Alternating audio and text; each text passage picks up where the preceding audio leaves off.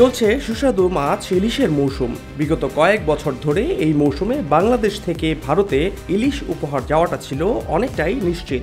তবে রাজনৈতিক পট পরিবর্তনের পর পরিবর্তিত পরিস্থিতিতে অবস্থার বদল হয়েছে।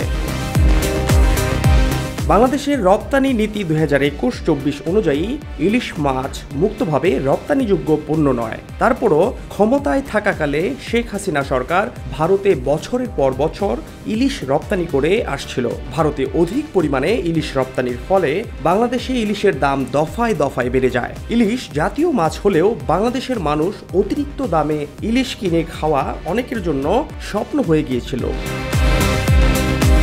এছাড়া শুধু ইলিশ নয়, বাংলাদেশ থেকে যাওয়া অন্যান্য মাছের দামও বেড়েছে ভারতের বাজারে। 13 আগস্ট রাতে ভারতীয় একটি সংবাদ মাধ্যমে প্রকাশিত প্রতিবেদনে এ তথ্য জানানো হয়।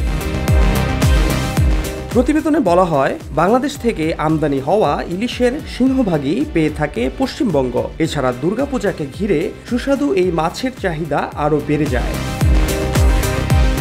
টানা 15 বছর শাসনের পর গণ আন্দোলনের মুখে অনেকটা হুট করেই ক্ষমতা থেকে পদত্যাগ করে দেশ ছাড়তে হয় সাবেক প্রধানমন্ত্রী শেখ হাসিনাকে।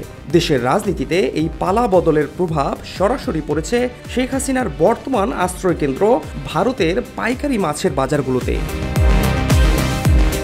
আগস্ট থেকে অক্টোবর পর্যন্ত সাবেক প্রধানমন্ত্রী শেখ হাসিনা তার কূটনীতির অংশ হিসেবে ভারতে বার্ষিক ইলিশ রপ্তানির বিশেষ সুবিধা দিতেন। 2012 সাল থেকে অন্যান্য দেশে বন্ধ থাকলেও ভারতে ঠিকই ইলিশ রপ্তানি অনুমতি দিত হাসিনা সরকার।